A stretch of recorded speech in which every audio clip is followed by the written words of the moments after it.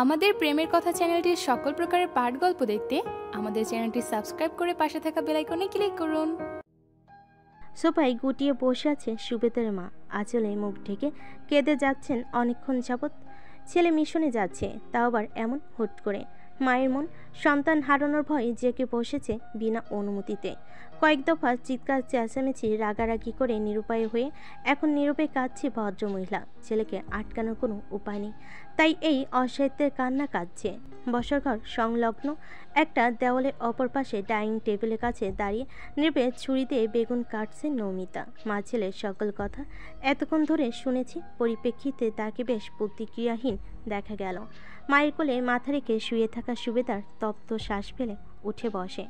কোনো প্রকার হতবুদ্ধি নেই কাজ না করে নম্র কণ্ঠে বলল, আম্মা, হাতে বেশি সময় নেই, গোসল করে খেয়ে কাপড় চোপড় গোছাতে হবে। আমি তোমার এই মাসে সব ওষুধ বাজার করে এনেছি। আগামী 4 মাসের ঘর ভাড়ার টাকা সব দিয়ে দিয়েছি। বড় বড় খরচগুলো সব মিটিয়ে দিয়েছি, আর বাদ বাকি দৈনন্দিন যত খরচ প্রয়োজন তুমি নিজ হাতে সামলে নিও। টাকার দিকে চিন্তা করার দরকার নেই। নিজের মন মতো যা ভালো লাগে, যেখানে যা লাগে সব খরচ করবে, বুঝলে? কোনো সেভিংস লাগবে না। মরে গেলে সেভিংস দিয়ে কি করবো? যতদিন বেঁচে আছি যা ইচ্ছা তাই করে জীবনটাকে উপভোগ করবো।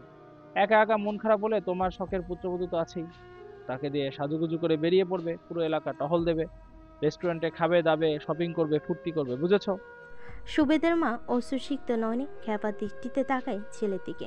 রাগী গলায় বলল, শখের পুত্রবধূ কি? হ্যাঁ, কথায় কথায় আমার নৌমিকে নিয়ে খোটা দিয়ে কথা বলবি না সুবি।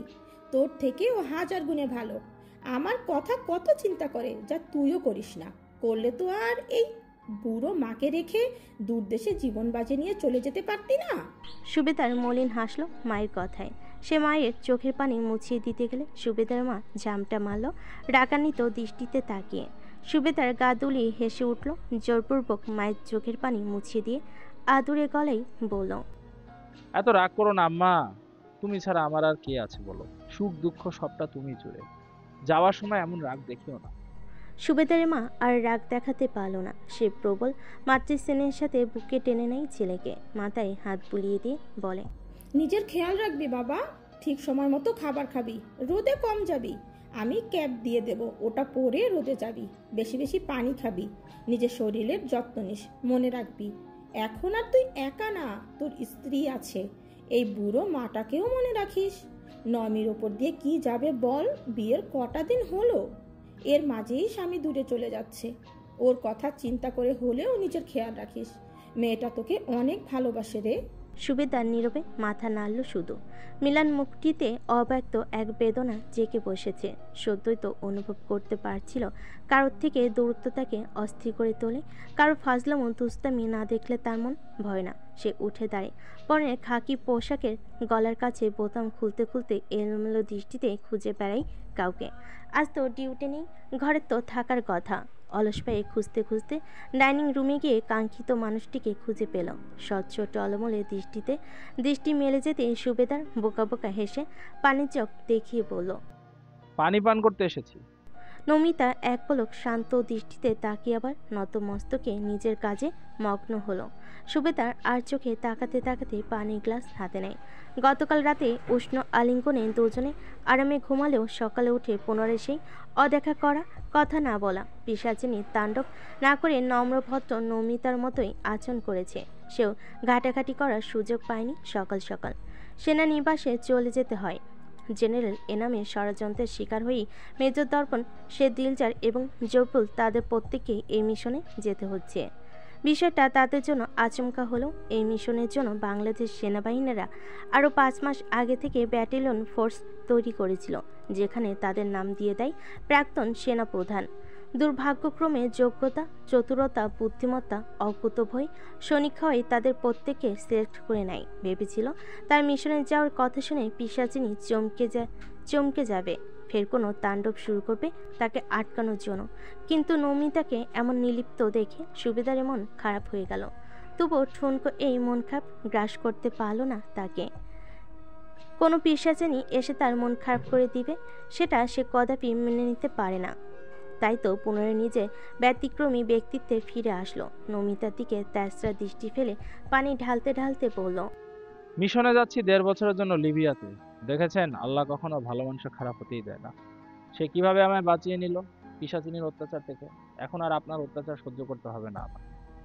আমি আরামে ঘুমাতে পারবো, হুটহাট কেউ ওইসব অসভ্য কাজ করতে পারবে না। সকাল বিকাল আপনার মুখটি দেখতে হবে না। আলহামদুলিল্লাহ, আল্লাহ সর্বশ্রেষ্ঠ। বলতে বলতে সুবেদার নমিতাকে পর্যবেক্ষণ করছে, কিন্তু এবারে নমিতাকে প্রতিক্রিয়াহীন নিজ কর্মে মগ্ন দেখে সুবেদার মনে মনে বেশ আহত হলো।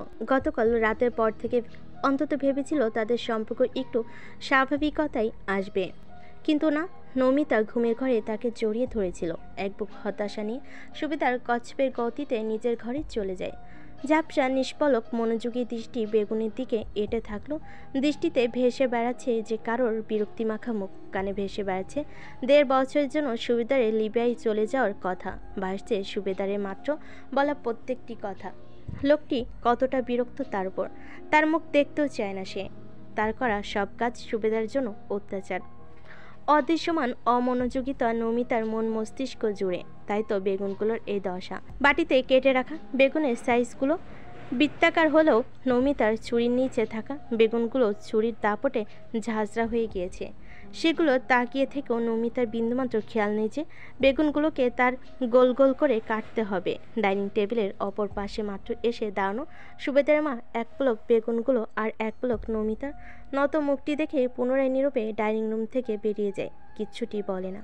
শাশুড়ি চলে যেতেই নমিতার চলন্ত হাত থেমে যায়। ছুরিটি অবহেলায় পড়ে যায় চপিং বোর্ডের উপর।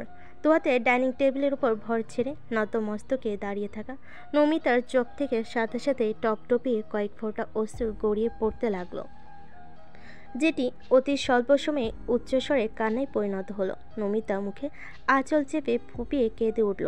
মস্তিষ্ক জুড়ে শুধুই ঘুরে বেড়াচ্ছে সুবেদারের এক একটা কথা। গতকাল রাতের ঘটনায় সে ভেবেছিল সুবেদা তাকে অনুভব করতে শুরু করেছে, তাকে মিস করছে।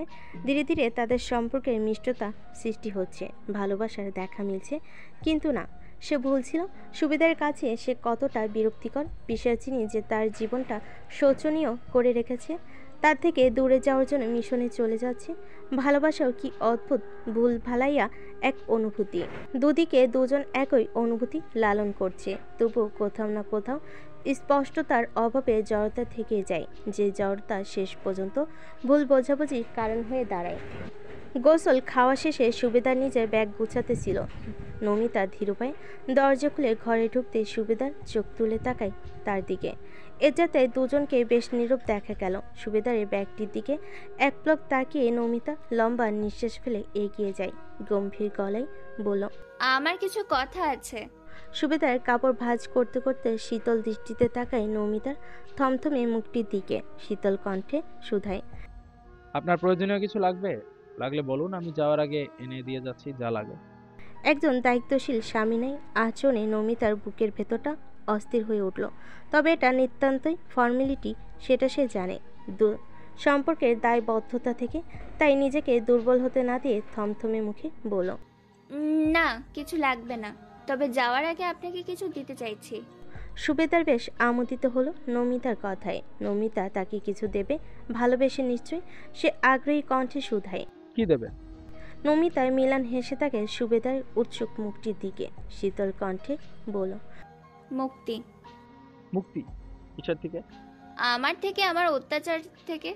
আজকের পর থেকে এ জীবনে যেন আপনাকে আমার মুখ আর দেখাতে না হয়, তার চিরস্থায়ী ব্যবস্থা করেছি। আপনি আমাকে ডিভোর্স দিতে পারেন, আমার কোনো সমস্যা নেই। আমি আপনার উপর অ্যালিগেশন দেব না। আজকের পর থেকে আমার উপর স্বামী হিসেবে আপনার কোনো দায়িত্ব কর্তব্য পালন করার প্রয়োজন নেই। আপনি মুক্ত। নমিতা কম্পিত স্বরে বলল, ডিভোর্স বড্ড কঠিন একটা শব্দ।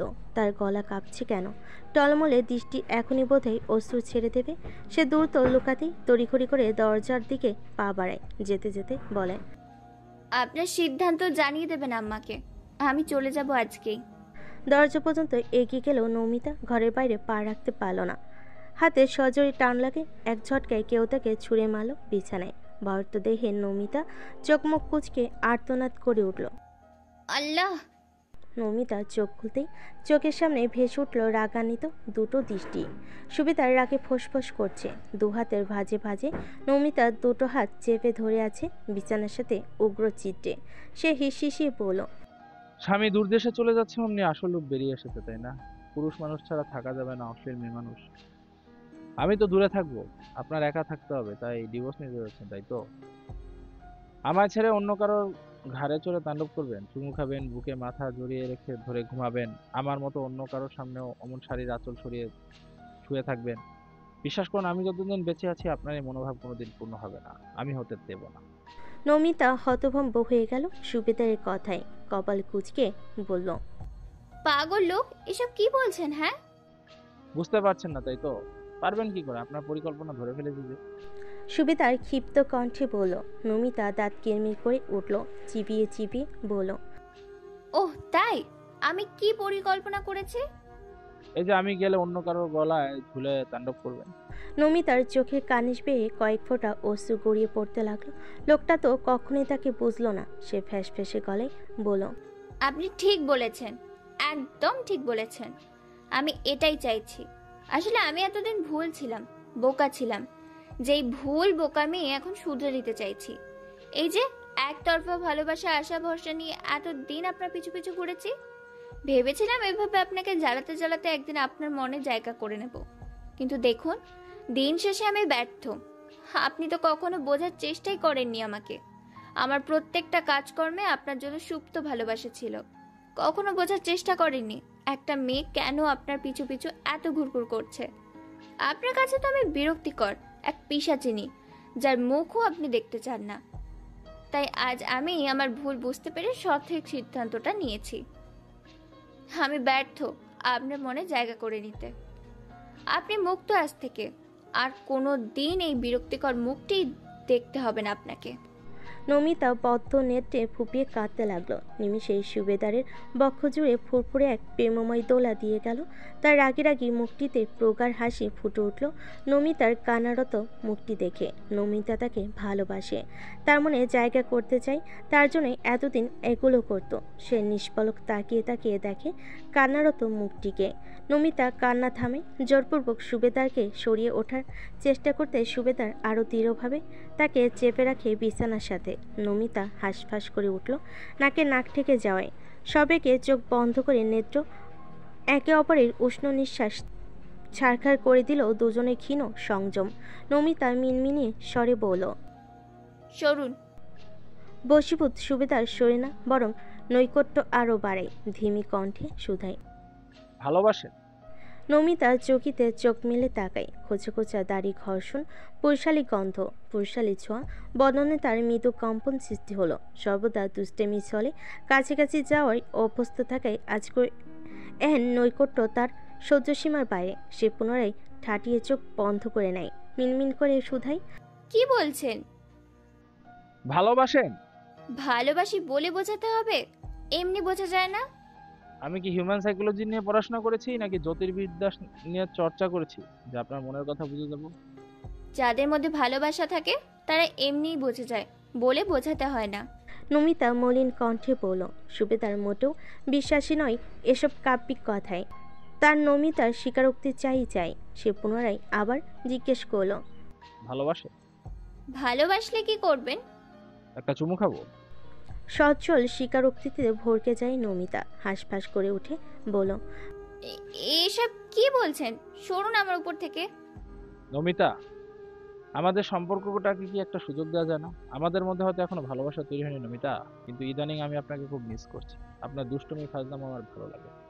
আপনি এগুলো না করলে আমার মন খারাপ হয়েছে। আপনি গতকাল থেকে আমার একটা চুমু দেন, এতে আমার অনেক মন খারাপ হয়েছে। আজ সারাদিন আমি ডিপ্রেশনে ছিলাম আপনার কথা চিন্তা করতে করতে। হয়তো এটা ভালোবাসা নয়, তবে আপনি আমার অভ্যাসে পরিণত হয়ে গিয়েছেন। আপনাকে না জড়িয়ে ধরে ঘুমালে আমার ঘুম আসে না, সারা রাত ছটফট করি। আপনি এই ঘরে আমার স্ত্রী হিসেবে শাড়ি পরে ঘুরঘুর করলে আমার ভালো লাগে। আমাকে কি একটা সুযোগ দেওয়া যায় না? আমি 1.5 বছরের জন্য মিশনে যাচ্ছি, আপনি আমার জন্য অপেক্ষা করতে পারবেন না? খুব বেশি সময় তো নয়, দেখতে দেখতে কেটে যাবে। আর যদি মরে যাই তবে তো আপনার অপেক্ষার প্রহর শেষ। আপনি তখন না হয় অন্য কারো হয়ে যাবেন, আমার কোনো আপত্তি নেই। নমিতা ছলছল নয়নে তাকিয়ে থাকে সুবেদার দিকে। সে মানুষটাকে এমন সময় পেল যখন বিচ্ছেদ সন্নিকটে। জীবন এমন কেন? সে কাল বিলম্ব করে না, দুহাতে শক্ত করে জড়িয়ে ধরে সুবেদারের গলদেশ, ফ্যাঁস ফ্যাঁসে গলায় বলল, আপনি কোনোদিন ভালো হবেন না, তাই না? ভালোবাসার কথা বলে মরে যাওয়ার ভয় দেখাচ্ছেন। মরে কি আমার থেকে পিছু ছাড়াতে চাইছেন? ছাড়বো না আপনার পিছু, কোনো দিন না। সুবেদারের মুখে হাসি ফুটে উঠল। পরম আবেশে সেও জড়িয়ে নেয় মেয়েটিকে, মিহি স্বরে শুধায়, অপেক্ষা করবেন? মৃত্যুর আগ মুহূর্ত পর্যন্ত। ডিভোর্সের কথা আর মুখে আনবেন না। সুবেদার মিহি হেসে বলল। নমিতা লাজুক হেসে মাথা নেড়ে বলল, কখনোই না। নমিতার লজ্জাবনত কণ্ঠ, উষ্ণ আলিঙ্গন সুবেদারকে ক্ষণকালের জন্য বাদভাঙ্গা হয়ে উস্কানি দিতে লাগলো। সুবেদার পারল না উস্কানিমূলক পরিস্থিতিটাকে উপেক্ষা করতে। অতি ক্ষীণ সময়ের ব্যয়ী উষ্ণ পরিবেশকে আরও উষ্ণ করে তুলল দৈবাত দুজনের ওষ্ঠের গভীর মেলবন্ধন। লাজে দিশেহারা নমিতা নুয়ে সিয়েটে গেল সুবেদারের মাঝে। দীর্ঘ এক চুম্বনের সমাপ্তি ঘটতে সুবেদার বোকাশোকা কণ্ঠে বলল, আমি কিন্তু আপনাকে চুমু খেয়ে ফেলেছি, গভীর চুমু। আপনি কিন্তু কাউকে এখন আর মুখ দেখাতে পারবেন না। কোনো পুরুষকে তো নাই। আমার জন্য অপেক্ষা করবেন, বুঝেছেন? এসে প্রেম করবো দুজনে। আপনি আমাকে শিখিয়ে পড়ে নেবেন কিন্তু। লজ্জাবনত মেয়েটি কোনো জবাব দিতে পারল না সুবেদার হাস্যকর কথায়। সে তো নুয়ে পড়েছে জীবনে প্রথমবার পুরুষালে এই গভীর স্পর্শে। তা দেখে সুবেদার মাথা চুলকে বলল, বাহ, পিশাচিনী এত চুপসে গেল কি করে? চুমু দিলে আপনি এত শান্ত হয়ে যান, জানলে আরো আগে থেকে চুমু খেতাম। আমারও লাভ হতো আপনার ভাঙ্গা হৃদয়টা বন্ধ করাতে। শিট, মিস করে গেলাম। সমস্যা নেই, মিশন থেকে ফিরে এসে এভাবেই আপনার মুখ বন্ধ করবো। নমিতা তরক চোখ খুলে রাগী দৃষ্টি নিক্ষেপ করলো সুবেদারের বাহুতে, সজোরে আঘাত করে বলল, সরুন, অসভ্য লোক। আপনি হঠাৎ এত লাগাম ছাড়া কথা বলছেন কেন? ইউটিউব থেকে শিখেছি। সেখানে বলেছে বউকে পটাতে হলে এবং বউয়ের রাগ কমাতে হলে তার সাথে ফ্লার্ট করতে হয়, চুমু খেতে হয়, গভীর চুমু, নাকি চিৎকার চেঁচামেচি করতে হয়, বুঝেছেন? নমিতা আর পারে না হাসি আটকাতে। সে ফিক করে হেসে উঠল। সুবেদার লাজুক হাসল। মনের মধ্যে রং বেরঙের প্রজাপতি উঠছে। সে পিশাচিনীকে চুমু খেয়েছে এই ভেবে। বউ সামলে সুবেদার উঠে দাঁড়িয়ে প্যাকিং শুরু করতে। নমিতাও তার সাথে হাত বাটায়। মলিন কণ্ঠে বলল, না গেলে হয় না? সুবেদারের মুখশ্রীতে উদাসীনতা ভর করল। সে দাঁত কিরমির করে রাগ ছেড়ে বলল, ওই এনাম শালা বাস্টার্ড যেতে যেতেও আমাদের ক্ষতি করে গেল। ওকে তো আল্লাহ জাহান্নামেও জায়গা দেবে না। নমিতা বুঝে যায় কোনো উপায় নেই। দীর্ঘশ্বাস ফেলে সুবেদারের সব প্যাকিং নিজ হাতে করে দেয়। কক্ষের এক কিনারায় ললাটে ললাট থেকে নিবিড়ভাবে একে অপরকে জড়িয়ে ধরে কুটিয়ে আছে পরিস্থিতির কাছে অসহায় দুটো দেহ। আখি তাদের অশ্রুসিক্ত। বিন্দুমাত্র দূরত্ব নেই দুজনের মাঝে।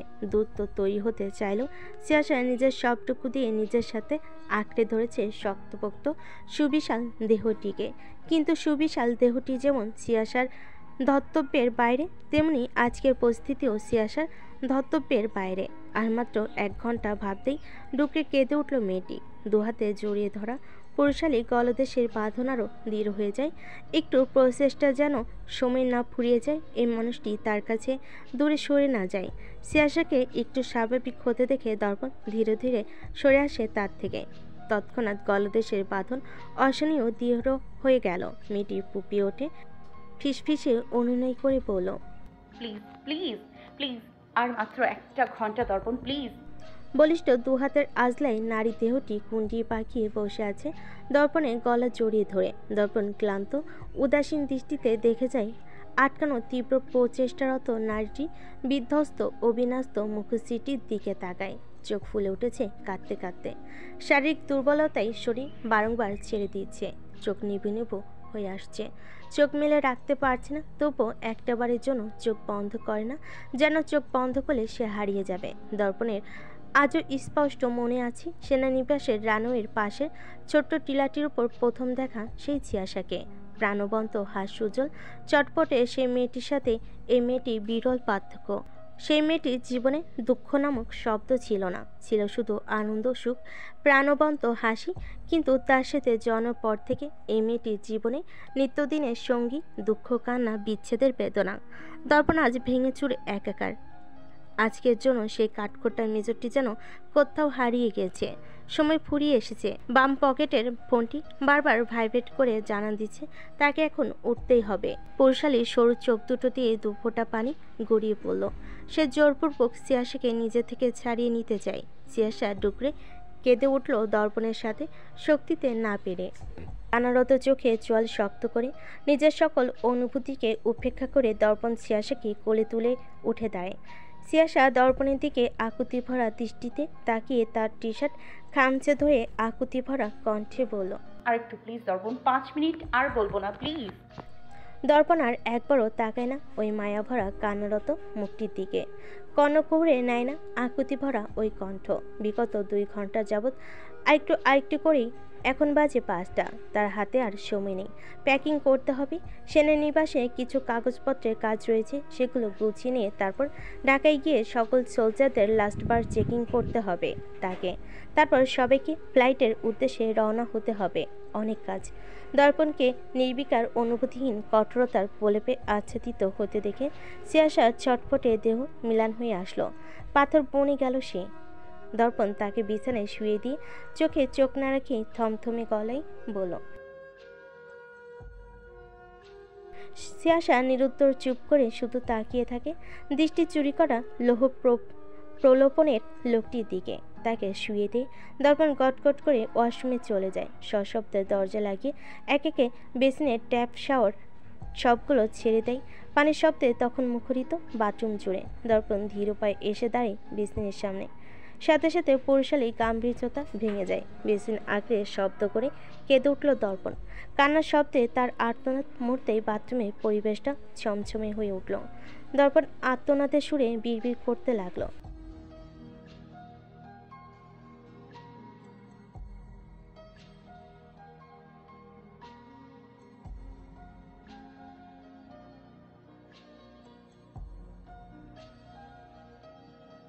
নিজের সাথে দীর্ঘ এক বোঝাপড়া শেষে দর্পণ ফ্রেশ হয়ে বেরিয়ে আসে ওয়াশরুম থেকে।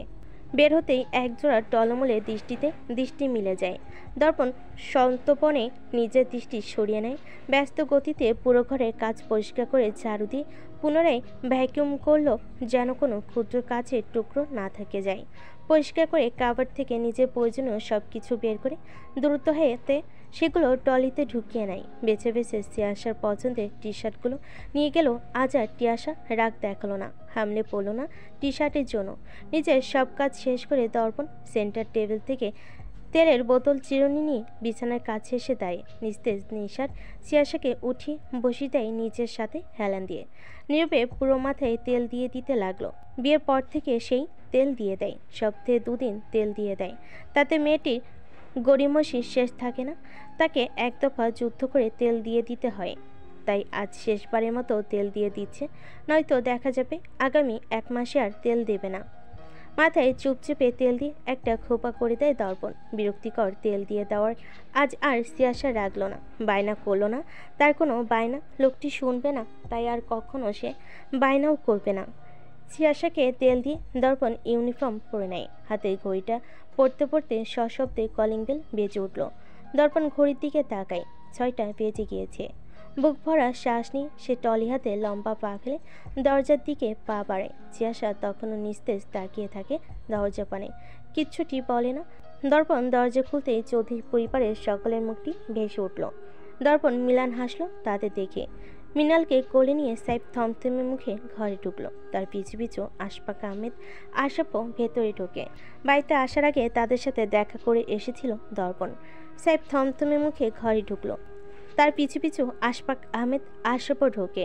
বাড়িতে আসার আগে তাদের সাথে দেখা করে এসেছিল দর্পণ। সাইফ থমথমে মুখে বলল, সেনানিবাসের গাড়ি এসেছে নিচে, তোমার অপেক্ষা করছে। মিনাল পিটপিট করে তাকিয়ে আছে দর্পণের দিকে। তার চোখে মুখে উৎকণ্ঠা। অতঃপর প্রবল আগ্রহ প্রকাশ করে জিজ্ঞাসা করল, এই সুপারম্যান, তুমি কি ডিসুম করতে যাচ্ছ? দর্পণ হাসলো তার কথাই। মাথা নেড়ে আদুরে গলায় বলল। মেয়েটি খুশি হয়ে গেল, হাতে তালি দিয়ে বলল, দেখেছ, আমি জানতাম, পাপা বলেছে আমায়। দর্পণ হেসে গাল টেনে কোলে নিয়ে আদর করে দিল। আদুরে গলায় বলল। মৃণাল চোখ বড় বড় করে তাকায় দর্পণের দিকে। তৎক্ষণাৎ ঘন ঘন মাথা নেড়ে বলল, হুম, চাই। মৃণাল খুশিতে আত্মহারা হয়ে দর্পণকে ঝুপঝাপ কয়েকটা চুমু দিয়ে বলল, কবে দেবে? অভ্যাস মাফিক তার এলোমেলো চুলগুলো কানের পিঠে গুজে দেয় দর্পণ। বলল, আচ্ছা। মৃণাল একগাল হেসে বলল। দর্পণ তাকে কোল থেকে নামিয়ে দেয়। যাওয়ার আগে আশ্রমের সকল বাচ্চাদের জন্য উপহার কিনতে টাকা দিয়েছে। তার হাতে সময় থাকলে সে নিজেই কিনে দিত। দর্পণ হেঁটে মিনময়ীর কাছে যায়। মিনময়ীর কোল থেকে আরাবকে নিয়ে আদর করে দেয়। মিহির স্বরে মিনময়ীকে উদ্দেশ্য করে বলল,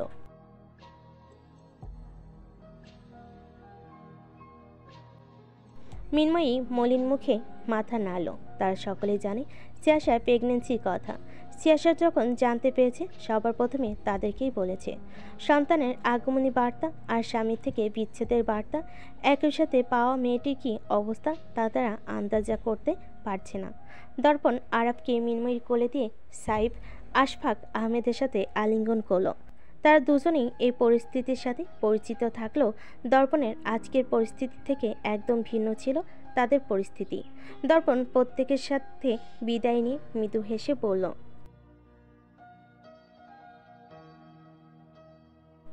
সাইফের বুক ভারী হয়ে আসলো শেষের কথাটি শুনতে। যখনই কোনো সোলজার দূরে কোথাও সময়ের সাপেক্ষে মিশনে যায়, তার সকলের থেকে দাবি ছাড়িয়ে ক্ষমা চেয়ে যায়। কেননা জীবনের তো কোনো ভরসা নেই। জীবন তো দ্বিতীয়বার সুযোগ নাও দিতে পারে। সে পুনরায় বুকে জড়িয়ে নেয় দর্পণকে। স্নেহের কণ্ঠে বলল, আমরা সবাই আমার নানু ভাই আর শিয়া তোমার অপেক্ষায় থাকব। নানু ভাই ছোট্ট একটি শব্দ দর্পণের মনে দোলা দিয়ে উঠল। এটা তার অংশ, তার সন্তানের কথা বলেছে।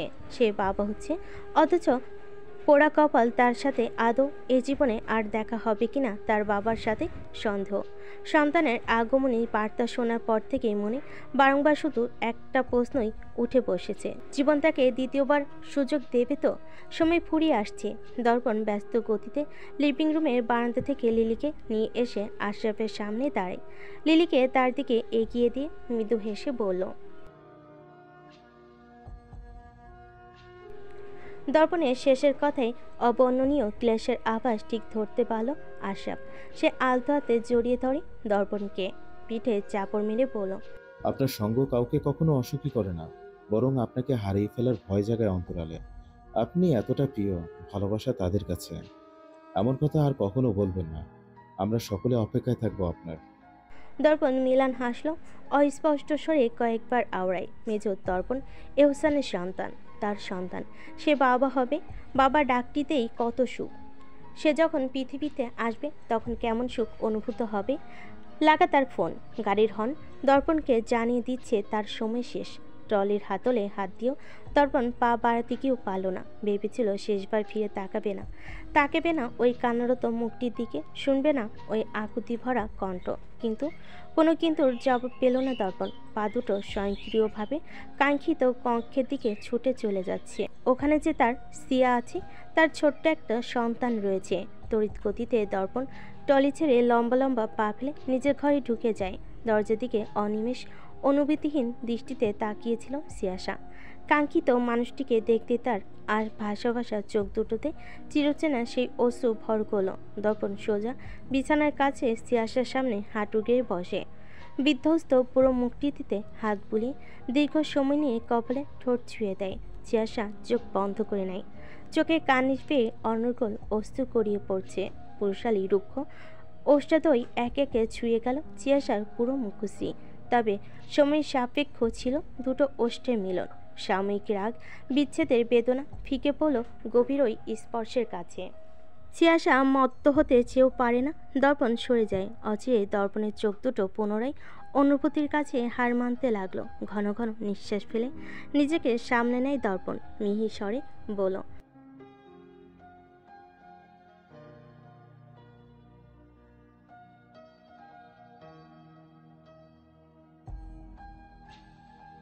ওকে কিছু হতে দিব না।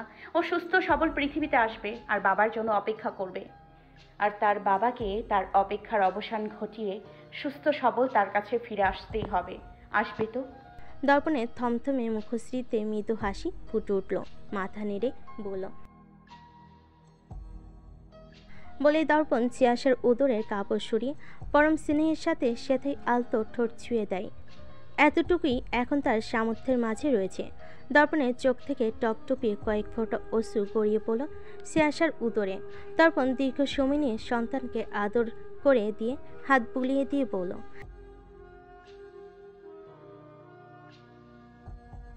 এতটুকু বলে দর্পণ লম্বা শ্বাস ফেলে আর দাঁড়ায় না, গটগট করে চলে যায় বাহুতে চোখ মুছতে মুছতে।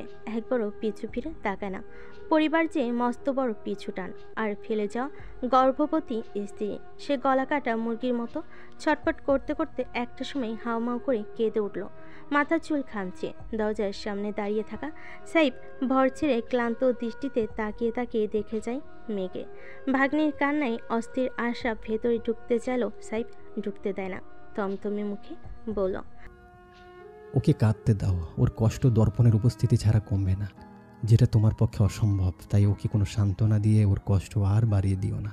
আশরাফ গেল না, চুপচাপ বাইরে দাঁড়িয়ে দেখে যায় স্বামী বিয়োগের যন্ত্রণায় কাতরাতে থাকা মেয়েটিকে। সেনানিবাসের সকল কাজ শেষ করে দর্পণ, দিলজার, সুবেদার, জবরুল ঢাকার উদ্দেশ্যে রওনা হয়। সদরে আসতেই দর্পণ দিলজারকে জিজ্ঞাসা করল। দিলজার হ্যাঁ বোধক মাথা নাড়ল। শপিং মলের সামনে গাড়ি থামাতে দর্পণ দ্রুত পায়ে বেরিয়ে গেল। শপিং মলের ভেতর ঢুকে এলোমেলো দৃষ্টি ফেলে নির্দিষ্ট শপটি খুঁজতে লাগলো। অদূরে মমস অ্যান্ড বেবিস সব দেখতে তার মুখে হাসি ফুটে উঠল। সে ধীর পায়ে শপটিতে ঢুকলো। চারিদিকে চোখ বোলাতেই অন্তঃস্থলে শিহরিত হয় ছোট ছোট বেবিদের পোশাক। ছোট ছোট বেবি প্রোডাক্টস দেখে সে মৃদু হেসে একে একে ছুঁয়ে ছুঁয়ে দেখে প্রতিটা জিনিস। তখনই কারোর পেশাগত বিনম্র কণ্ঠে সে পাশ ফিরে তাকায়। সুপার শপে কর্মরত একটি মেয়ে বিনম্র কণ্ঠে তাকে জিজ্ঞাসা করল, how can I help you sir?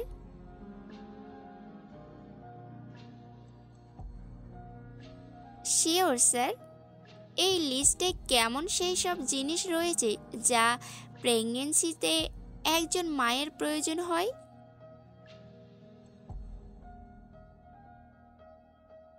Darpan mother's সাইজে গিয়ে একটা ট্রলি ব্যাগ নিয়ে লিস্ট দেখে দেখে প্রয়োজনীয় সব কিনল। ম্যাটার্নিটি ড্রেসের কাছে যেতেই তার মুখে হাসি ফুটে উঠল। সব ঢিলেঢালা আরামদায়ক পোশাক সেখানে। সে বেছে বেছে নিজের পছন্দ অনুযায়ী 9টা ম্যাটার্নিটি ফ্রক কিনল। সিয়াসা কখনো তার পছন্দে দ্বিমত করে না। সে যা কিনে নেয় তা সে সানন্দে পড়ে। যদিও সিয়াসার পছন্দ তার আগে করা মুখস্থ।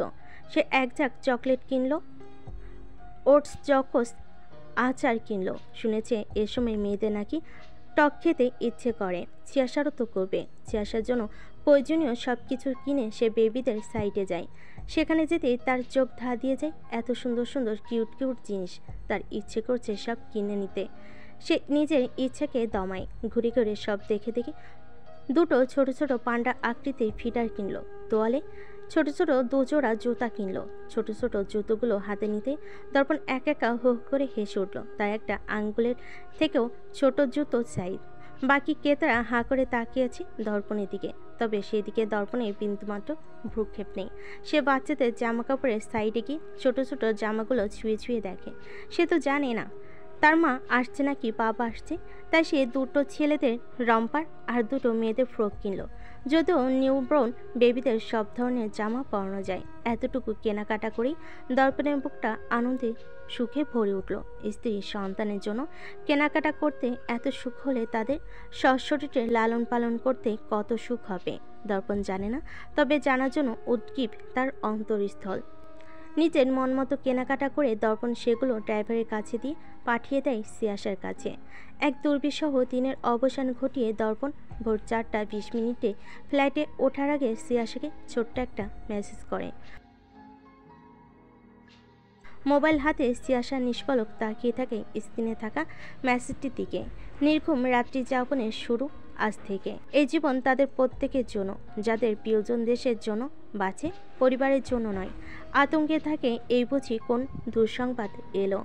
মধ্যধামে অদ্ভুত হিমকরা পরিবেশ সুবিস্তৃত। কুহেলির চাদরে আচ্ছাদিত ধরনী, কুহেলির মৃদুমন্দ মিষ্টি গন্ধ, নিস্তব্ধতা ঘুটঘুটে তমাশে আচ্ছন্ন সামিয়ানায় শীতের প্রকোপ আরও তীব্রতর। কনকনে শীতের গভীর রাত দেখতে বড্ড অদ্ভুত লাগে সিয়াসের কাছে। কোথাও কোনো কিছু নড়ছে না। মাঝে মধ্যে শিশির বিন্দু টুপটাপ আওয়াজ বদনে শিশির জাগায়। ক্ষণকাল আগেই বারান্দা থেকে ঘরে ঢুকেছে সে। বারান্দা পুরো দেওয়াল জুড়ে থাই গ্লাস অনাবৃত। আজ পর্দা সরিয়ে রেখেছে। ভেবেছিল একাকী আজ রাতটি নিশ্রুতির এই রূপ দেখেই কাটিয়ে দেবে, কিন্তু তখনই তার একাকী নিঃসঙ্গ রাতের সঙ্গী হলো বহুল আকাঙ্ক্ষিত মানুষটি। হিটারের কৃত্রিম উষ্ণতায় ঘরময়ী শীতের প্রকোপ থেকে মুক্ত। একে অপরের ল্যাপটপের স্ক্রিন জুড়ে দুই মানব মানবী। মোবাইলের স্ক্রিনে বড্ড ক্ষুদ্র, তাতে কামনীয় প্রিয় মুখটি দেখলে মন ভরে না, চোখের তৃষ্ণা মেটে না, তাই দুজনেই এই পন্থাই ব্যবহার করে। মাঝরাত তখন। সিয়াসা ল্যাপটপের কিনারেই, সময় তখন 3:22। অপর পাশে দর্পণের ল্যাপটপের কিনারে তখন রাত 12:22। নির্বাক একে অপরের দিকে নিষ্পলক তাকিয়ে আছে দুজন। একে অপরের দিকে বলে ভুল হবে। সিয়াসা তাকিয়ে আছে শ্যামরঙ্গা মুখটির কপালের বাঁ পাশে রক্তাক্ত গভীর ওই ক্ষতটির দিকে, আর দর্পণ তাকিয়ে আছে লাইটের আলোয় মৃদু আলোকিত ঢিলেঢালা আরামদায়ক পোশাকে আবৃত নারীটির 8 মাসের স্ফীত উদরের দিকে। দর্পণের চোখ মুখ জুড়ে উপচে পড়া একাগ্রতা, উৎসুকতা, আগ্রহ, কৌতূহল, আফসোসেরা হুটুপুটি খাচ্ছে। দেখতে দেখতে স্ক্রিনের সামনে নুয়ে এসেছে দর্পণ। তার সন্তানটি এখন অনেক বড় হয়ে গিয়েছে। সবাইকে নিজের অস্তিত্ব বোঝাচ্ছে, বাবাকে দেখাচ্ছে সে কত বড় হয়েছে। চোখে মুখের ভাবভঙ্গি স্নেহমাখা মৃদুমন্দ হাসির সমন্বয়ে এক পিতৃসুলভ সৌন্দর্য ভর করেছে শ্যামরাঙ্গা কাঠখোট্টা মুখটিতে। বিছানার হেডবোর্ডে হেলান দিয়ে এক হাতে পেট আঁকড়ে সিয়াসা টলমলে স্বচ্ছ দৃষ্টিতে একাগ্র চিত্তে মন ভরে দেখছে প্রিয় মানুষটিকে। একটা সপ্তাহ পর আজ দেখলো এই মুখটি। দর্পণ প্রায়শই নেটওয়ার্কের আওতায় থাকে না, আজকে 1 সপ্তাহ পর এসেছে। দেখতে দেখতে সিয়াসা ধিমি স্বরে বলে উঠল, কালো হয়ে গিয়েছে। সন্তানের অস্তিত্ব দেখতে দেখতে বশীভূত দর্পণে হুঁশ ফিল সিয়াসার কথায়। সচকিত দৃষ্টি ফেলে সোজা হয়ে বসল। পরনের হাফাতার কালো টি শার্টটা টেনে টুনে মৃদু হেসে বলল, আমি তো কালোই। আপনি কালো নন, শ্যামলাটে। সিয়াসা গম্ভীর গলায় বলল। দর্পণের জবাবে সে যে অসন্তুষ্ট তা তার চোখে মুখে স্পষ্ট। দর্পণ বুঝতে পেরে বলল, এখানে অনেক গরম, রোদের তাপ অনেক বেশি। এখানকার বেশিরভাগ অংশই সাহারা মরুভূমিতে অবস্থিত, তাপমাত্রা স্বাভাবিকের তুলনায় বেশি। এই সপ্তাহে ফিল্ডে নেমেছিলাম তো, তাই এমন দেখাচ্ছে। কপালে আঘাত পেয়েছেন কি করে? ফিল্ডে নেমেছিলাম তখন অসাবধানতাবশত রডে খোঁচা খেয়েছি। সিয়াসা মুখ জুড়ে মলিনতায় ভিড় জমায়, মায়াভরা কণ্ঠে শুধায়, ব্যথা করছে? আঘাত পেয়েছি, ব্যথা তো করবেই। দর্পণ কাজ ঝাঁকিয়ে বলল। দর্পণের নিলিপ্ত কণ্ঠে সিয়াসার রাগ হয়। লোকটি সবসময় নিজের আঘাতগুলোকে তুচ্ছ করে দেখে। সে থমথমে কণ্ঠে বলল, ব্যথা আপনার গায়ে লাগে? আপনি তো লৌহ মানব, রক্ত ব্যথা কোনো কিছুই আপনার গায়ে লাগে না। ব্যথা গায়ে লাগলেও আমাকে দেখার মতো কোনো মানুষ ছিল না, তাই ধীরে ধীরে ব্যথাগুলো সহ্য করে নিতে শিখে গেছি। আর এখন এমন পর্যায়ে পৌঁছেছি, এগুলো আর গায়ে লাগে না। এখনো নেই? তুমি কি আছো আমার পাশে? আমার ব্যক্তিগত ডাক্তার নিজেই তো অসুস্থ। দর্পণ মৃদু হেসে বলল। সিয়াসা চুপ করে গেল। দর্পণ পুনরায় মগ্ন হয়ে সিয়ার স্ফুরিত উদর দেখতে নিমগ্ন চিত্তে বলে, তোমায় খুব সুন্দর লাগছে সিয়া, একদম গুলো কাঠবিড়ালির মতো। মা কাঠবিড়ালি আর বাচ্চা কাঠবিড়ালি একসাথে। দর্পণের ওষ্ঠকোণে মিষ্টি হাসি। সিয়াসা দর্পণের দৃষ্টি অনুসরণ করে নিজের উদরের দিকে তাকায়। ওষ্ঠকোণা একটু বেঁকে গেল। বিগত 8 মাস যাবৎ এই হাসি, চঞ্চলতা, দুষ্টামি, ফাজলামো এগুলো আর দেখা যায় না মেয়েটির মাঝে। খুব কম সময়ে তার মুখে হাসি দেখা যায়। মিলান কণ্ঠে শুধায়, আমাকে নাকি আপনার বাচ্চাকে দেখতে সুন্দর লাগছে? দর্পণের হাসি মুখে ভাটা পড়ল, মলিনতায় আচ্ছন্ন হয় মুখশ্রী। সিয়াসার কথা শতভাগ সত্য ভেবে মাতৃত্বকালীন স্থূলতায় বৃদ্ধি পাওয়ায় সিয়াসাকে বাহ্য দৃষ্টিভঙ্গিতে সুন্দর লাগলো। তার চোখে মুখের দিকে তাকালে ঠিক ততটাই ভঙ্গুরতা নজরবন্দি হয়। মুখশ্রীতে সেই প্রাণবন্ত সিয়াসার উজ্জ্বলতা হারিয়ে গিয়েছে। চোখে মুখে কালচে ভাব, চোখ দুটোর নিচে কালশিটে দাগ। সে এক অবিন্যস্ত বিধ্বস্ত দশা মেয়েটি। দর্পণ তপ্ত শ্বাস পেল। ইদানিং সে বেশ বুঝতে পারছে সে যে অচিরে মেয়েটির সৌন্দর্যে পরিণত হয়ে গিয়েছে। যে সিয়াসার সাথে তার পাশে থাকলে সিয়াসা প্রজ্বলিত দীপশিখা নেই জ্বলজ্বল করবে রূপে, গুণে, কর্মে, অর্জনে, সব কিছুতে। সে না থাকলে সিয়াসা তমসা নেই মিলিয়ে যাবে অন্ধকারে। অন্তরালে অজস্র অনুশোচনার কথারা দলা পাকালেও দর্পণ এড়িয়ে যেতে চায়। মেয়েটির চোখে মুখে ক্লান্তি দেখে সে মৃদু কণ্ঠে বলল, এখন ঘুমাও, এত রাত জেগো না। আপনি ক্লান্ত, ঘুমাবেন এখন? সিয়াসার প্রশ্নে দর্পণ নাবোধক মাথা নাড়ল। ক্যাম্পে এসেছে 2 ঘন্টার মতো হবে, নিজের টেন্টে এসেছে 1 ঘন্টা হলো। ঘুমানোর উদ্দেশ্যেই এসেছিল। ঘুমানোর আগে একবার হোয়াটসঅ্যাপে চেক করে ঘুমাতে চেয়েছিল। সময়ের ব্যবধানে বাংলাদেশে মাঝরাত হয় সে ভেবেছিল সিয়াসা গভীর ঘুমে থাকবে, কিন্তু তাকে ভুল প্রমাণ করে দিয়ে অনলাইনে আসতে সাথে সাথে কল আসে সিয়াসার। তুমি বুঝলে কি করে আমি আজ এই সময় অনলাইনে আসব? দর্পণের প্রশ্নে সিয়াসা অবিচল থেকেও শান্ত স্বরে বলল, বুঝবো কি করে? বোঝার তো কোনো সুযোগ নেই, আপনি রাখেননি, তাই অনিশ্চয়তা আঁকড়েই প্রতি রাতে অপেক্ষা করি। ভাগ্য সুপ্রসন্ন থাকলে আপনার দেখা পাই, আর না পেলে সারা রাত এভাবে না ঘুমিয়ে কাটিয়ে দাও, তাই তো? দর্পণ জল শক্ত করে ব্যগ্র কণ্ঠে শুধায়। মেয়েটিকে নিখুঁতভাবে দেখতে দেখতে পুনরায় রুক্ষ কণ্ঠে শুধায়, রাতে ঘুমাও না কেন সিয়া? সিয়াসা বেডসাইড টেবিল থেকে একটা ব্ল্যাকবেরি হাতে তুলে নেয়। মিলান হেসে বলল, বিগত 8 মাস যাবৎ ঘুম আমার জন্য বিরল এক ব্যাপার স্যাপার। ন্যাচারালি তো ধরা দিতে চায় না, মাঝে মধ্যে ঘুমের ঔষধ খেলে একটু গভীর ঘুম হয়। দর্পণ অবাক হয়ে গেল সিয়াসার কথায়। অবাকে রেশ ধরে শুধায়, তুমি ঘুমের ওষুধ খাও? সিয়াসা তাকায় অবাক হয়ে যাওয়া মুখটির দিকে, নাবোধক মাথা নেড়ে বলল, যখন একদম বেশি শরীর খারাপ করে কিন্তু ঘুমাতে পারি না তখন খাই। চিন্তা করবেন না, এমনটা হয়তো মাসে 1-2 বার। দর্পণ গায়ের ভর ছেড়ে তাকিয়ে থাকে মলিন মুখটির দিকে, দীর্ঘশ্বাস ফেলে বলল, নিজের প্রতি তুমি বেশি উদাসীন হচ্ছ সিয়া। আমি তো ঠিক আছি, তোমার সামনে আছি, তোমার সাথে কথা বলছি, আর মাত্র কটা মাস, তবুও তোমার কেন এত উদাসীনতা নিজের উপর? তুমি আমার জন্য ছোট্ট ওই প্রাণটিকেও কষ্ট দিচ্ছ। 8 মাস হয়ে গিয়েছে, অথচ তুমি আলট্রাসোনোগ্রাম করনি এখনো। বাবু ঠিক আছে কিনা সেটা জানার আগ্রহও নেই তোমার মাঝে। ঠিক আছে, আমি জানি ও ঠিক আছে। প্রতিদিন 2 বেলা নিয়ম করে লাথি দিয়ে বোঝায় ও সুস্থ আছে। তবে আলট্রাসোনোগ্রাম করার কি প্রয়োজন? আমারও তো ইচ্ছে করে ওর জেন্ডার জানতে। ওকে অনুভব করতে পারি না, ছুতে পারি না, অন্তত দূর থেকে ওকে জানার তো সুযোগটা দাও প্লিজ সিয়া। আলট্রাসোনোগ্রামটা করিয়ে নাও। সিয়াসা টলমলে চোখে তাকায় দর্পণের দিকে। সন্তানের আগমনে সে যতটাই আনন্দিত আগ্রহী ছিল, দর্পণের থেকে দূরত্ব তাকে ঠিক ততটাই উদাসীন করে তোলে। মনে হয় যেন তার পৃথিবীটাই শূন্য, সে একা। চোখ বেয়ে কয়েক ফোঁটা অশ্রু গড়িয়ে পড়ল। কান্নারত মুখশ্রীতে মাথা নেড়ে সম্মতি জানিয়ে বলল, ঠিক আছে, করাবো।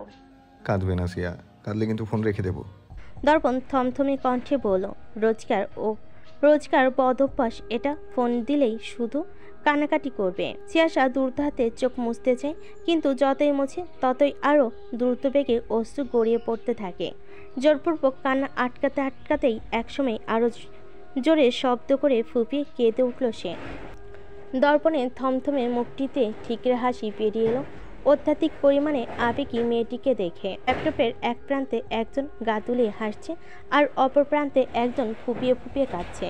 হাসতে হাসতে এই দর্পণ পিঠ এলিয়ে দেয় গদিতে, যেখানে ক্রমশই হাসি বিষাদের হাসিতে পরিণত হয় চোখের কার্নিশ বেয়ে গড়িয়ে পড়ে 2 ফোঁটা অশ্রু। মাঝে মধ্যে ইচ্ছে হয় ছুটে চলে যাবে তার সিয়াসার কাছে, বুকে জড়িয়ে নেবে, মাথায় হাত বুলিয়ে দিয়ে বিরল তার ঘুমকে সহজলভ্য করে দিবে। দর্পণ ল্যাপটপটা বুকের উপর তুলে নেয়। টেন্টের ভেতরে মৃদু আলোয় সিয়াসা হেসকি তুলতে তুলতে তাকায় স্ক্রিনের আবছা আলোয় থাকা মুখটির দিকে। দর্পণ ধিমি স্বরে শুধায়, তোমার কি উঠতে বসতে খুব বেশি সমস্যা হয়? না, কেন? তাহলে একটু দাঁড়াবে, তোমায় দেখবো।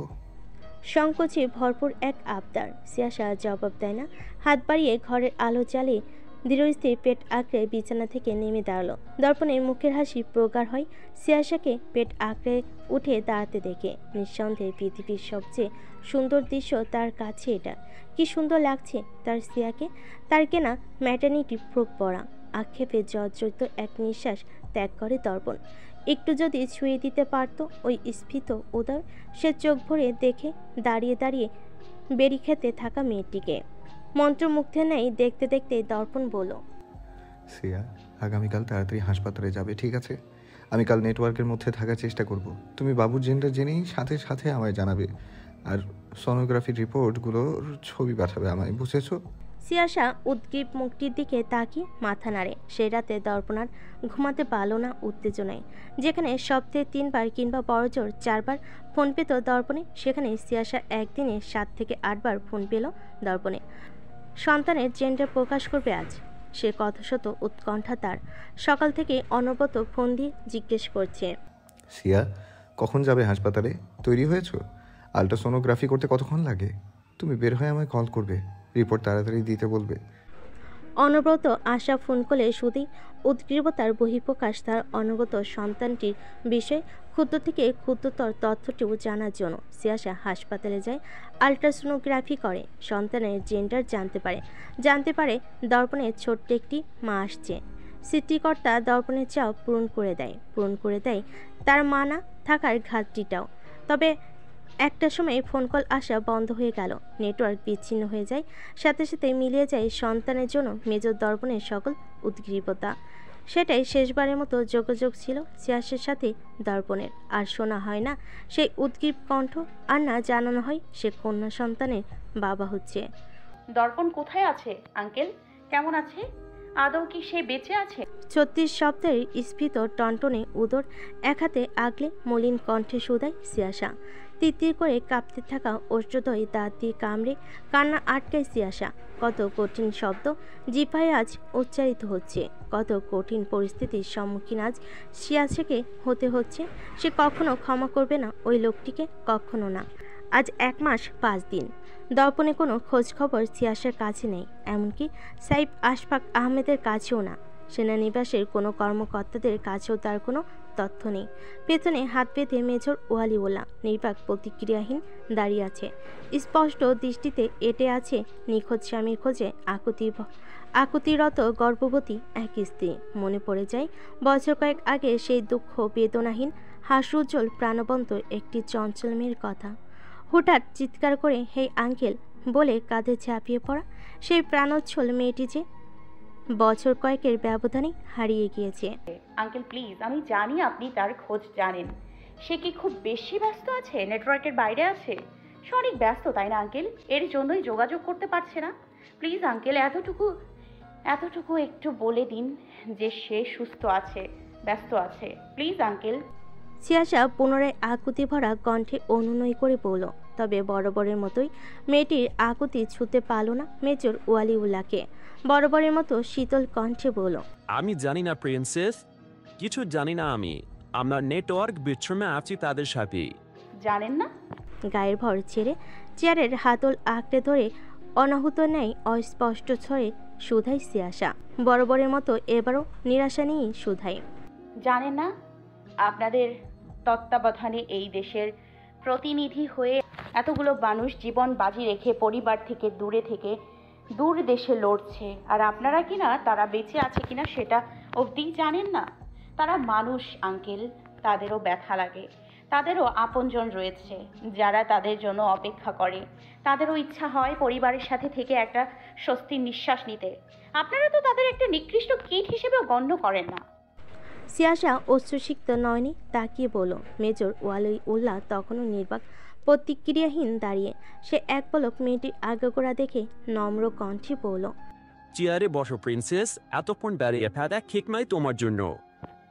আমাকে যদি একটু ভালোবেসে থাকেন আঙ্কেল, তবে আমি আপনার কাছে হাত জোড় করছি, একটু বলুন সে বেঁচে আছে। আমি আর কিচ্ছু চাই না, আমি চুপ করে চলে যাব। আমি জানি না প্রিন্সেস, জানলে তোমার আমি অনেক আগে বলে দিতাম। পুনরায় নিরাশার জবাবে সিয়াসা বিষাদে ভরা দৃষ্টিতে তাচ্ছিল হেসে উঠল। সে আর কোনো কথা বলে না। ধীর পায়ে মেজর ওয়ালিউল্লাহর কামরা থেকে বেরিয়ে যায়। এলোমেলো দুর্বল পায়ে ধীরে ধীরে সেনানিবাস থেকে বেরোতেই আইদিন সিয়াসা দুহাত দুজনে আঁকড়ে ধরল। সিয়াসা সন্তপর্ণে তাদের থেকে নিজের হাত ছাড়িয়ে হাঁটা শুরু করলো। আইদিন থমকে উঠল। কি করছো সিয়া? হাত ছাড়িয়ে নিলে কেন? হাঁটতে কত কষ্ট হচ্ছে দেখছো না? হাত ধরো বলে সে জোরপূর্বক সিয়াসার হাত ধরতে যায়, কিন্তু সিয়াসা ধরতে দেয় না। সে দুর্বল দৃঢ় কণ্ঠে বলল, সব সময় তোমরা থাকবে না, এখন থেকে আমায় একাই চলা শিখতে হবে। এমনটা কেন বলছো? আমরা সব সময় তোমার সাথে থাকবো। তার জন্যই তো বিদেশে চলে যাচ্ছ। বলে সিয়াসা হাঁটা শুরু করলো। আইদিন সিয়াদ ব্যথিত নয়নে তাকিয়ে থাকে তার গমনের পথের দিকে। তা এখন উচ্চ মাধ্যমিকে 2য় বর্ষে পড়ছে। জীবনের লক্ষ্য নির্ধারণ করার এটাই সঠিক সময় হয়। সাহেব তাদের দুটো অপশন দেয়। একটা হলো দেশে থেকে পড়াশোনা করে তার বিজনেসে জয়েন করো, নয়তো বিদেশে উচ্চশিক্ষা গ্রহণ করে নিজের যোগ্যতায় এস্টাবলিশ হয়ে জব করো। তার নির্দ্বিধায় 2য় অপশনটি বেছে নেয়। সাহেব নিজেও জানতো ছেলেরা 2য় অপশনটাই বেছে নিবে, কেননা প্রত্যেকে একটা স্বাধীন জীবনযাপন করতে চায়, নিজে স্বাবলম্বী হতে চায়। তাতে সাহেবের কোনো দ্বিমত নেই, সে রাজি হয়ে যায়। কিন্তু সাবধানী বার্তা হিসাবে শুধু এতটুকুই বলেছে, তার যদি খারাপ পথে ধাবিত হয় তবে তার থেকে পাওয়া আর্থিক সাপোর্ট বাবা নামক শক্ত আশ্রয়স্থল হারিয়ে ফেলবে। আইদিন সিয়াদ এক কথায় রাজি হয়ে গিয়েছে। বাবা তাদের কাছে অতিশয় প্রিয় এবং শক্তিশালী একটি আশ্রয়স্থল। তাকে ছাড়া তারা কিছুই ভাবতে পায় না। আর সেই লক্ষ্য মোতাবেক তারা আগামী বছর কানাডায় চলে যাবে। তাদের মতো মিনিকেও লক্ষ্য নির্ধারণ করতে বলে সে জানায়। সে বিসিএস দেবে, কলেজের শিক্ষিকা হবে। অজস্র নিশ্চয়তা, আতঙ্ক, শঙ্কা নিয়ে সিয়াসা এলোমেলো পা ফেলে হাঁটছে। তন্মধ্যে আইদিন সিয়াদ ছুটতে ছুটতে এসে পুনরায় তার দুহাত আঁকড়ে ধরল। সেনানিবাস পেরিয়ে নিজেদের বাসার গলির কাছে আসতেই সিয়াসার পা থেমে গেল। প্রিয় মানুষটিকে নিয়ে কারো মুখে আলাপচারিতা শুনতে পেয়ে তার কান খাড়া হয়ে গেল। বউ পোয়াতি রেখা চইলা গেছে বিদেশে, ওই কি যেন কয় না, মিশন ফিশন হইতে গেছে। 1 মাসের বেশি হইয়া গেছে, কোনো খোঁজ খবর পাওয়া যায় নাই। সেনাবাহিনীর কেউই কোনো খোঁজ খবর জানে না। 1 মাস হইয়া গেছে, তা কি আর বাচ্চা আছে? দেহ গিয়া মইরা গেছে কোথাও যাইয়া, লাশটাও খুঁজা পাও নাই। এর জন্যই সবাই এখন মুখ লুকাইতাছে। সিয়াসা চমকে উঠল শেষের কথাটিতে। মধ্যে শরীরটা ভারসাম্য হারিয়ে ঢলে পড়তে লাগলো। আইদিন সিয়াদ মৃদু আত্মনাদ করে উঠল তাকে আঁকড়ে ধরে। আইদিন উদ্বিগ্ন কণ্ঠে বলল, সিয়া, কিছু হয়নি, ওনাদের কথা শুনো না, তুমি চলো, বাসায় চলো, তোমার শরীর খারাপ করছে। আইদিন রোষাগ্নিক দৃষ্টিতে তাকালো গলির অপর পাশে 2জন বয়স্ক মহিলার দিকে। একজন তাদের 4 তলার ভাড়াটিয়ার কাজের লোক, আরেকজন অচেনা কেউ। তাদের দেখতে মহিলা দুটো কাচুমাচু করে উল্টো পথে হাঁটা ধরল। সিয়াসার চোখের সামনে সব কিছু ধোঁয়াশা হয়ে যেতে লাগলো। মস্তিষ্কে দিক বিদিক ছোটাছুটি করছে অশনি বার্তা। হাজারো কুচিন্তা জেগে বসল। প্রত্যেকটি কুচিন্তার শেষ সমাপ্তি ঘটে ওই একটা প্রশ্নে এসে, তার দর্পণ ঠিক আছে তো? সে কি তার লাশটা খুঁজে পাবে না? তার সন্তানটি এতিম হয়ে পৃথিবীতে আসবে? বিগত 1 মাস যাবৎ মানসিক যন্ত্রণায় এক বিভীষিকাময় জীবন কাটাচ্ছে সে। তবুও দিন শেষে সে কখনোই আশা চায়নি। সে বিশ্বাস করত দর্পণ ঠিক আছে, ব্যস্ত আছে, কিন্তু আজ আর দুর্বল ভঙ্গুর দেহটি নিতে পারল না। সে গলগল করে বমি করে দিল। ধোঁয়াশা হয়ে আসা দৃষ্টি মুহূর্তে অন্ধকার হয়ে আসলো। হাতের আঙ্গুলগুলো এক একে বেঁকিয়ে যেতে লাগলো। সিয়াদ আইদিন ভয়ে ঘেমে উঠল। তারা ঢলে পড়া দেহটি আঁকড়ে ধরে বসে পড়ে রাস্তায়। আইদিন তার গাল চাপড়ে পড়ল। সিয়া, এই সিয়া, উঠো সিয়া, সুপারম্যানের কিছু হয়নি। ইতিমধ্যেই ক্যান্টনমেন্টের কয়েকজন পথচারী ছুটে আসলো। আশরাফ আরাফকে নিয়ে 10 মিনিটের জন্য আশ্রমে গিয়েছিল। ঘরে এসে সিয়াসাকে না পেয়ে সে উদ্বিগ্ন চিত্তে খুঁজতে বেরিয়ে পড়ে। মাঝ রাস্তায় এত ভিড় দেখে তার মন কু ডেকে উঠল। সে তস্ত্র পায়ে ভিড় ঠেলে কাছে যেতেই তার দৃষ্টি থমকে যায়। সে বজ্রত চাহনিতে দেখে হাত পা বাঁকিয়ে যাওয়া নজ্জদেহের অবচেতন মেয়েটিকে। সে তড়িৎ গতিতে সিয়াকে আগলে নেয় বুকের মাঝে। অস্পষ্ট স্বরে ক্ষীণ কণ্ঠে বলে উঠল, শিয়া, এই শিয়া, তুই এমন করছিস কেন? মামু, সিয়াকে হাসপাতালে নিয়ে যেতে হবে তাড়াতাড়ি, দেখো ওর হাত পা বাঁকিয়ে যাচ্ছে। আতঙ্কে জর্জরিত আশরাফ হতবুদ্ধি হয়ে ঘন ঘন মাথা নেড়ে সিয়াসাকে কোলে তুলে নিয়ে ছুট লাগায়। অচিরে তার চোখ টলমলে হয়ে উঠল।